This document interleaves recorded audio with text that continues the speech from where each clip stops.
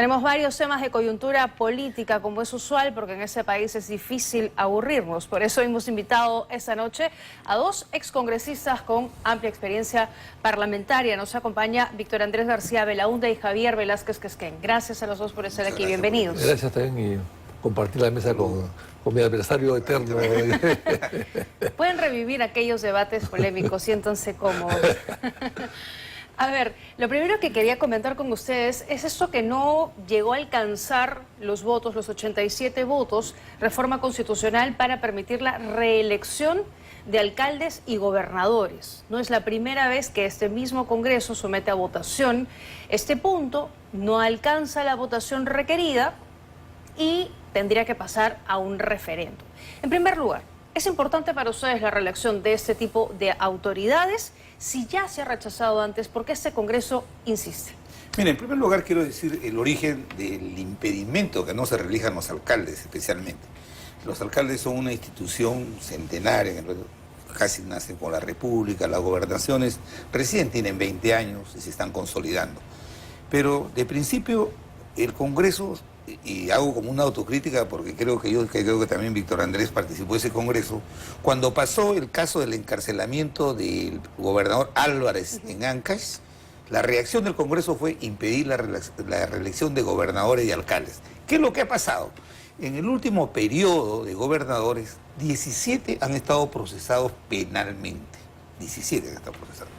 De tal manera que yo considero que en el caso de los alcaldes se debe mantener la tradición de que se reelijan y que sea el pueblo el que califique si lo debe ratificar o no lo debe ratificar. En el caso de los gobernadores, que son la proyección del gobierno nacional, ahí hay que tener coherencia. Si el presidente de la República no se puede reelegir inmediatamente, sino después de un periodo, entonces ¿por qué el gobernador, ahora que están empoderados, con muchos recursos, por qué van a ir a una reelección? Yo estoy más o menos de acuerdo, han votado 77 a favor, les faltan 10 votos, sí. Le tienen miedo al referéndum y por eso van a esperar conseguir los 10 votos que faltan, pero yo creo que es peligroso ahora que hay una farra fiscal, o sea, el que maneja el Ministerio de Economía ya no es el Ministro de Economía, sino es el Congreso. Entonces, el despropósito que quieren cometer es que utilizar el 2% del IGB, que es los impuestos que pagan los ciudadanos para que le hagan escuelas, hospitales, quieren usarlo para dar el 2% más, duplicar el fondo común de las municipalidades. ¿No te parece que es inoportuno en tiempo electoral? ¿Y no te parece que los más desesperados somos Perú, los que tienen alcaldes actuales, son los más desesperados porque no solamente quieren la reelección, sino que esto que se debería debatir con mucha seriedad? Yo creo en la reelección de los alcaldes, pero adicionalmente quiere dar presupuesto para la campaña. A mí me parece que eso es perturbador. Y por último quiero decir, para dar el uso de la palabra a Víctor Andrés, sí. La propuesta de Acción Popular podría ser una salida. Ellos han planteado que la reelección tenga vigencia a partir del próximo periodo constitucional. Porque yo creo que el nuevo Congreso, un nuevo Senado, va a ordenar este despifarro que hay. Va a depender de quiénes entren finalmente.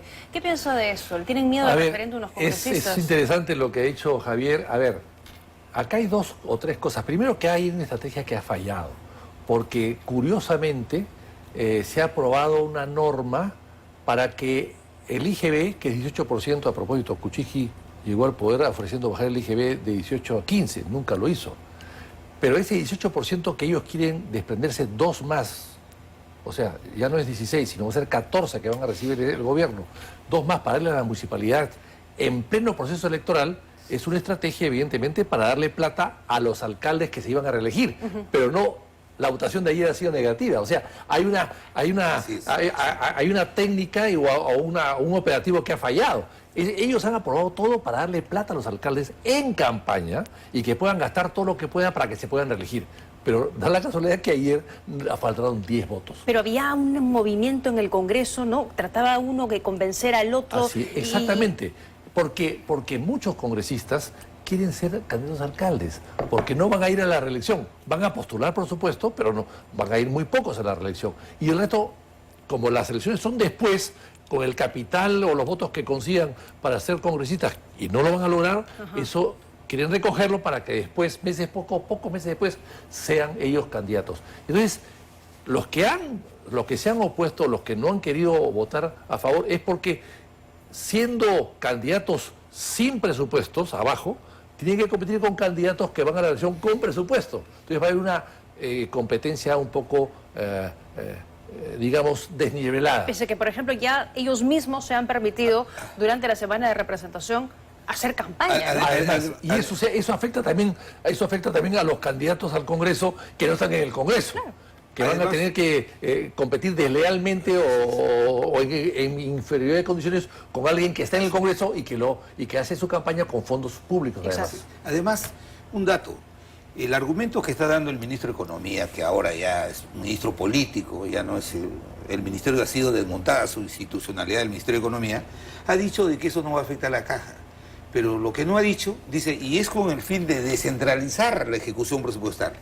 Lo que no ha dicho es lo que han venido diciendo los técnicos. El 10% de ese monto que se va a duplicar en el Fondo Común de los Municipios se va a concentrar en las municipalidades de Lima. Y a mí me da mucha pena, porque yo sí creo en la reelección, por ejemplo, ¿por qué castigar a Carlos Burús, por ejemplo, de Surco, que es un buen alcalde, ¿no? O Allinson de Magdalena y otros alcaldes, buenos alcaldes, ¿no? Pero en estas circunstancias, con un Congreso totalmente que ha renunciado a su función de fiscalizar y de controlar, que se ha vuelto el partido político del gobierno, o sea, APP, Somos Perú, que está debajo de la mesa, que son los que están impulsando esta Fuerza reelección. Popular también. Fuerza Popular, mismo Renovación, todos son el partido de gobierno. Entonces, estamos asistiendo a una farra fiscal que le están dejando esta herencia pesada al nuevo gobierno. Entonces, discutir la reelección de gobernadores y alcaldes resulta una cosa perturbadora, el acompañar, darle más recursos cuando ya vemos que abiertamente ya los partidos que están en el Congreso están haciendo los presupuestos públicos campaña electoral. Y ojo, y lo digo con responsabilidad, hasta la Contraloría ha sido tomada por los partidos de gobierno. A ver, pero usted decía que los congresistas le tienen miedo al referéndum, que es lo que correspondería ahora, pero ya se han presentado, claro, ya se han presentado 2 reconsideraciones para justamente evitar que esto llegase a un referéndum. Lo pierden. Lo perderían, pienso usted. Sí, Vamos a escuchar claro lo que opina la congresista Marta Moyano sobre ese tema. Bueno, ustedes, hay mecanismos, ¿no? Se ha presentado una reconsideración, ojo. Primero se tiene que votar la reconsideración. Después de ello viene la votación, ojalá directamente para votar. ¿Sí a lograr los votos congresistas? Espero que sí, ¿no? Espero que sí, porque es importante que alcaldes o gobernadores buenos y que deberían ir a la reelección. Bueno, la ley lo dice. Si no se llega a la reconsideración, no se vota o no se logra votar la reconsideración, se va a un referéndum. Pero eso es muy costoso. Pero eso es demasiado costoso. Eso lo convoca el jurado y es demasiado costoso. Es toda una campaña. O sea, los tiempos también nos ganan, ¿no? Bueno, se tomarán sus días para conseguir los 10 votos que les falta para evitar este proceso de referéndum. Entonces, ¿les parece favorable que haya una reelección? ¿Les parece favorable que esto exista? Al final, la tasa de reelección en el país es bajísima, ¿no? Pero eso puede esperar, porque, como te digo, el panorama de ahora no era el mismo, por ejemplo, cuando se aprobó la reelección de los congresistas, porque los congresistas no manejan recursos, y ya Víctor Andrés, que es un gran historiador, ya sabe, él ha dicho, no más del 10% de congresistas se reeligen. O sea, los congresistas que ahorita se están moviendo con sus alcaldes, sacándoles presupuestos para ejecutar obras y creen que se van a reelegir, van a ser... Ayer han hecho una encuesta, hay congresistas que ni los conocen en su región, después de 4 años. Entonces, creo yo de que este tema debería discutirlo el nuevo Congreso bicameral, la reelección de gobernadores y alcaldes, porque aquí estamos ante un hecho, 2 elementos que son perturbadores. Primero, que el Congreso es el partido de gobierno, o sea, el Congreso ha tomado el gobierno, el Ministerio de Economía, la Contraloría, y segundo, que el Congreso quiere sacar estas normas para sus alcaldes, para sus gobernadores, para darles presupuestos. Porque yo sé que, por ejemplo, que Techito Bruce, que Allinson... De acuerdo. no necesitan de estos Pero recursos decía para algo demostrar que han interesante, hecho ¿no? buena Y es gestión. que hay congresistas que ni siquiera los conocen en su región. Y yo le aseguro que hay congresistas que ni siquiera los medios que vemos, el canal del Congreso todos los días, los conocemos porque no van al Parlamento. Y este es el segundo tema que quiero abordar con ustedes. Un informe, de hecho, que elabora el diario El Comercio, que evalúa las sesiones de las comisiones permanentes solo del 2025 y en 217 encuentra que en promedio solo 5 congresistas van de manera presencial al Congreso. Y así lucen las comisiones. Esto es usual, esto es normal, ¿no? En algunos casos solo está el presidente de la comisión. Entonces, la virtualidad se extendió hasta el 2025 solo para el Parlamento. Bueno, pero perdón, lo que hay que ir el tema es más profundo, hay que ir más allá. Es lógico que suceda esto porque hay 45 comisiones en el Congreso, Ya. de 130 miembros. 130 miembros, 45 comisiones. Nunca van a estar las comisiones completas. Sí, pero nunca las hemos visto así tampoco, Sí, ¿no? sí, nunca. Entonces, lo que hay que hacer es eliminar 24 o 25 comisiones extraordinarias que no sirven para nada. Una de ellas, por ejemplo, es el seguimiento del COVID. Otra es previsiones ante un fenómeno del niño. Absurdo, absurdo. Eso hay que eliminarlas. Y las ordinarias, reducirlas. El problema es que el negocio está en las comisiones. Claro. El negocio de las bancadas es poner comisiones, poner presidentes que tienen recursos adicionales para las comisiones y que les permiten colocar gente. Asesores. que les pagan Asesores, bastante bien. amigos, qué sé yo, y ahí vienen el mochasueldo. El mochasueldo salen de allí, en general. Entonces, eso hay que reducirlo. No pueden haber más de 12 comisiones en el Congreso y quizás una que otra extraordinaria cuando se trata de investigar cosas concretas. Pero con 45 comisiones y 130 personas es nunca. Van a haber más de 3 personas en una comisión. ¿Qué le parece a usted? Yo estoy absolutamente de acuerdo. Yo creo que la iniciativa del presidente del Congreso de reglamentar que no menos del 50% sea presencial, yo creo que es insuficiente. Y te lo voy a decir sencillamente. Los congresistas y solo el presidente de la República tenemos una función que es de representación. Y la representación que hacemos los congresistas no puede ser virtual. Han equivocado. Esto se dio en la época del COVID, se Exacto. justificaba. Pero ahora, por ejemplo, el Poder Judicial, las partes en un proceso pueden actuar virtualmente, pero los jueces lo hacen presencialmente. ¿Por qué? Porque, mire usted, en una comisión ordinaria, normalmente cuando se va a discutir un proyecto de dictamen, se invitan a personas, a especialistas para que vayan. Sí. ¿No les parece que es una falta de respeto, una Totalmente. vergüenza, que uno ve en la televisión, los ve sentados ahí y parece que estuvieran hablando con las CIAs? Totalmente. Además- y a la hora que intervienen, unos debates que uno dice, ni siquiera escucharon lo que se Exactamente. está comentando. Además, está demostrado técnicamente que no se presta mucha atención cuando hay virtualidad, porque hemos visto, no quiero hablar de personificar, pero hemos visto que cuando están en virtualidad solamente hemos escuchado cuando le dicen, ¿cómo se vota? ¿Cómo se vota? Sí, Y claro. vota. Esa es una les preguntan por el voto y absoluta dan el nombre, irresponsabilidad. presente, Y yo cualquier creo que le está dejando un pésimo precedente este Congreso al nuevo. El nuevo tiene que recuperar. Los congresistas deben saber que por más importantes sus labores que tengan como empresarios, como educadores, si postulan a ser diputados o senadores, por favor, deben cumplir por lo menos con ir presencialmente a las comisiones Mínimamente. y ir al pleno del Congreso. Para eso les paga. Ahora, pero el tema es este, ¿no? La propuesta que hace el presidente del Congreso para obligar a los congresistas mínimamente que estén presentes, la mitad de ellos. Se tiene que tener una norma para obligar a los congresistas a cumplir con la función. Nadie los obligó a estar ahí. Ellos postularon de manera voluntaria y el pueblo los eligió. Así es. Bueno, no sé si Javier debe recordar que, claro, no hay, se supone que la responsabilidad te lleva a estar siempre presente, pero en una época empezaron a descontarle a los que faltaban. Así es, sí. No sé en qué época fue, Javier, no sé sí, si te sí. acuerdas. No Ya sé si ahora se hace eso. el reglamento establece descuentos. Así es. Pero claro, no sé si para comisiones especiales o solamente... No, el es pleno. para comisiones ordinarias y para el pleno del Congreso. Ya, Hay pero por lo descuento. menos, ¿no? Por lo menos. Pero hay gente que se les cuenta, de repente se les cuenta muy poco Es que, y claro, no les importa. ahora Y marcan, había- presentes desde la virtualidad. Y pues, ¿no? había un hecho, mira, cuando nosotros en 2019 cerraron el Congreso, las comisiones ordinarias no pasaban de 21 y las extraordinarias no más de 4 o 5. Aún así, los parlamentarios tenían que asumir 2 hasta 3 comisiones. Sí. Y había que tener el don de la ubicuidad para estar en una y otra comisión. Entonces, yo estoy absolutamente de acuerdo con lo que dice Víctor Andrés. No hay razón para que el Congreso tenga más de 20 comisiones. Y las comisiones o los grupos de trabajo que se hacían en las comisiones no recibían asesores, oficinas, sueldos como ahora. Entonces, yo creo que Y viajan, cuando viajan se llevan a todos sus asesores de viaje también. se está sentando un mal precedente de querer llevar el tema de la representación a la virtualidad.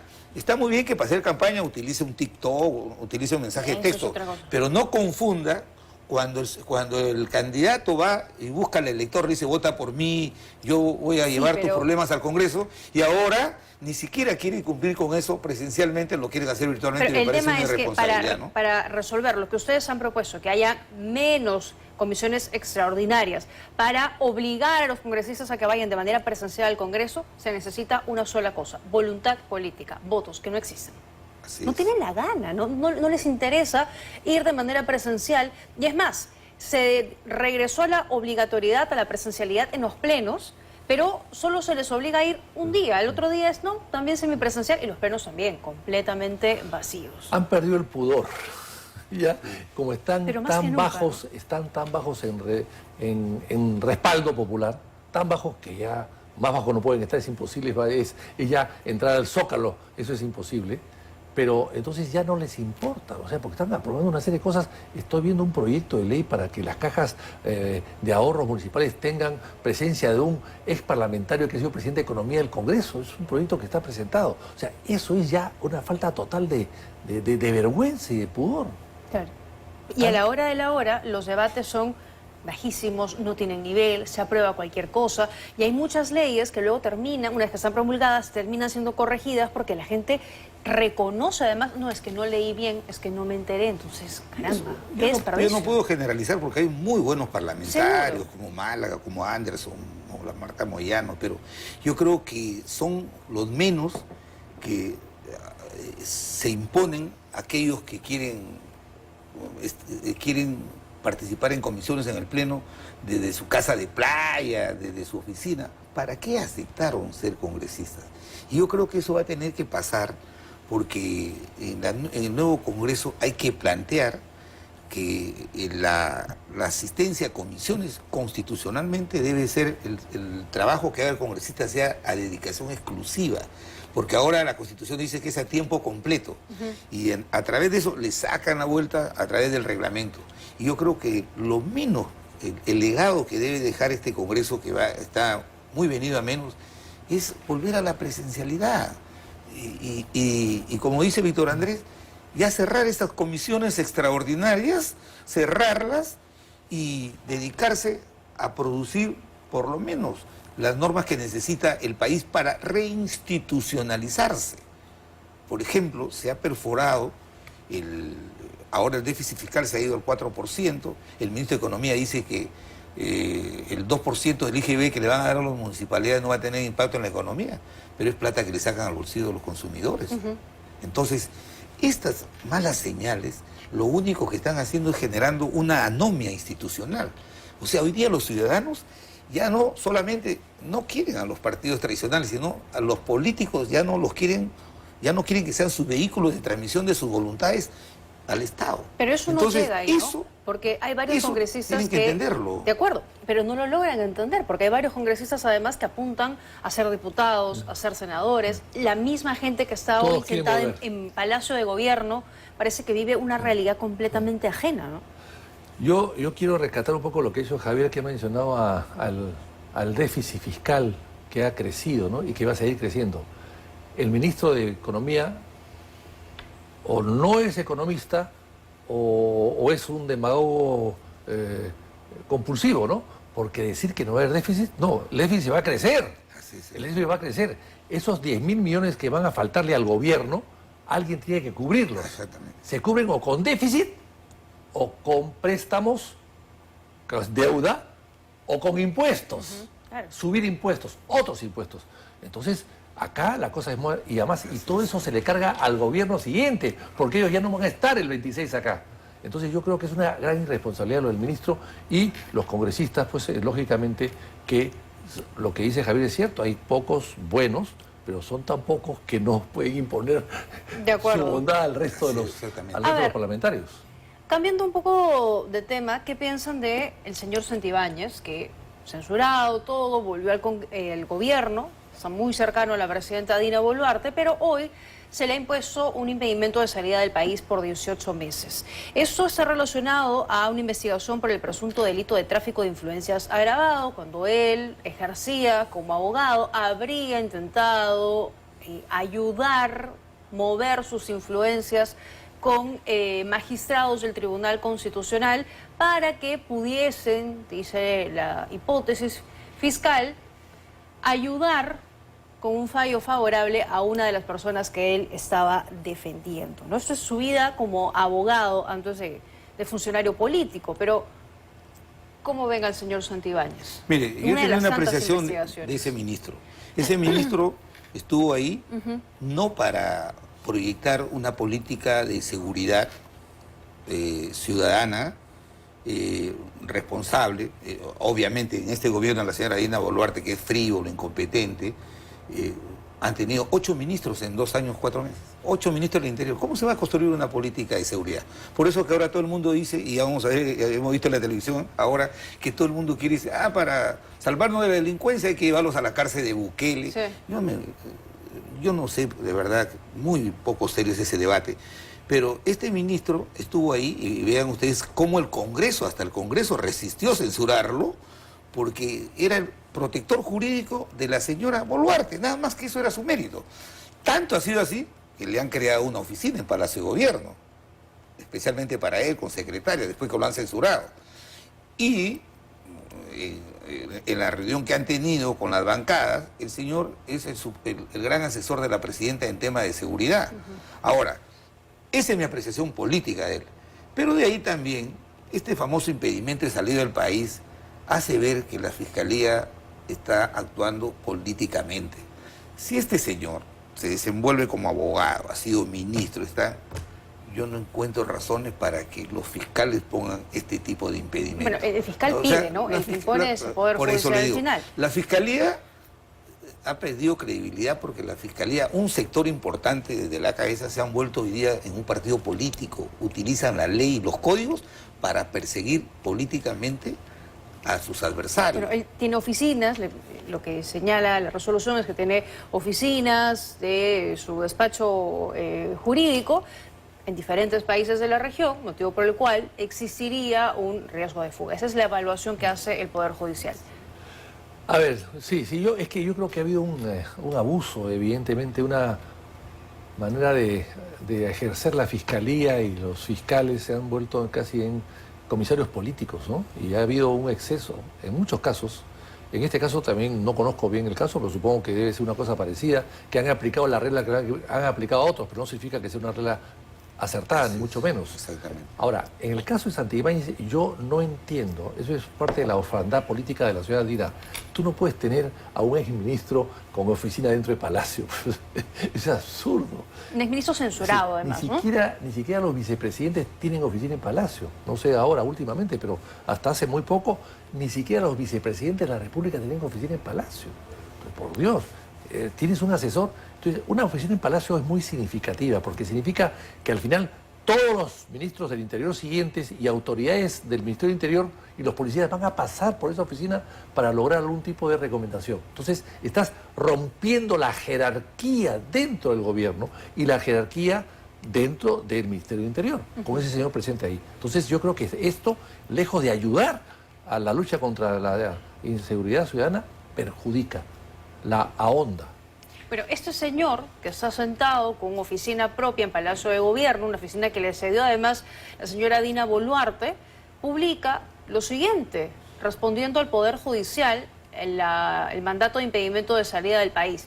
Pucha, me perderé el Mundial y mis conciertos, y con caritas riéndose. ¿Qué piensan de eso? Es un funcionario público, él dentro de todos los buses o no, pero es una persona que está cercana a la presidenta, que se da todavía atribuciones Pero, como ministro del Interior. Emula a la presidenta, porque la presidenta, cuando han sacado la encuesta de que le está debiendo puntos de respaldo a la ciudadanía, que dice, oiga, póngame las cifras en números romanos. Entonces, este gobierno está marcado por esta línea de la frivolidad. Mira, la presidenta quiere viajar a Francia y yo no sé. En otros momentos creo que los jefes de Estado eran muy importantes para ir a representar al país, pero si esta señora, el Congreso le ha archivado el tema de los relojes Rolex, y por eso digo que es su partido político, por eso que el Congreso no fiscaliza, no controla, entonces no debe llamar la atención que este señor tenga una oficina en Palacio. Bueno, yo concuerdo con lo que dice Víctor Andrés García Belaúnde, pero él está ahí utilizando los fondos públicos de una remuneración pública para seguir siendo el protector jurídico de la señora Dina Boluarte.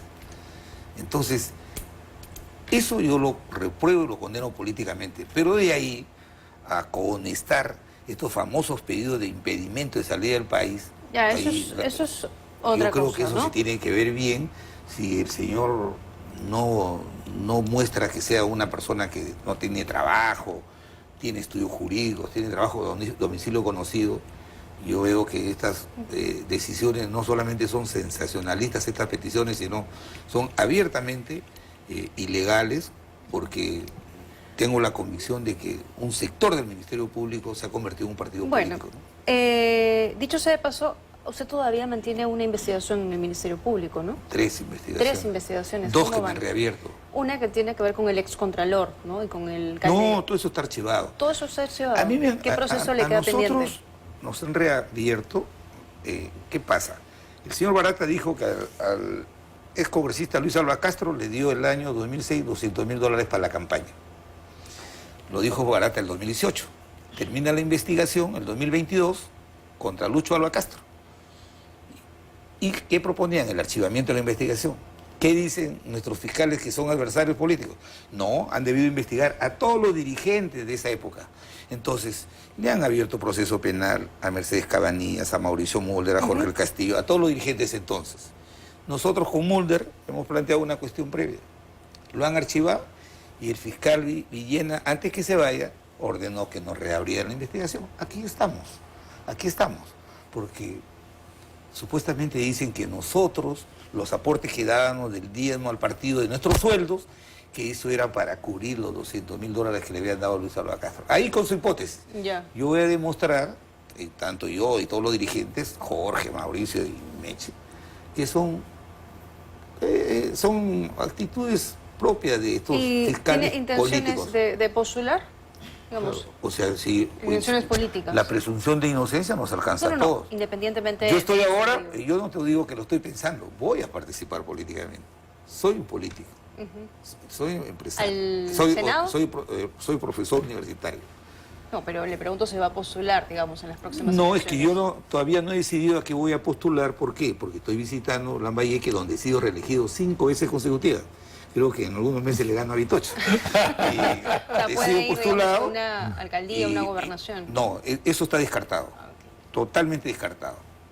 Voy a ver si los compañeros en Lambayeque necesitan de mi experiencia y mis servicios para representarlos al Congreso. Si no, también seguiré mi O actividad en la profesional como presidencia. abogado.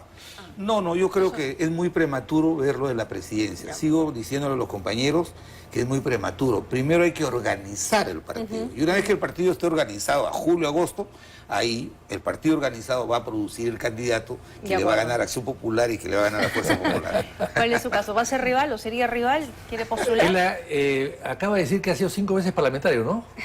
¿No? Sí. Javier, muy bien, te felicito. Yo también he sido 5 veces parlamentario. Sí, pero cuando entraste, estamos esta- empatados. cuando entró la última vez, yo dije, uy, entró Vitocho, van a cerrar el Congreso.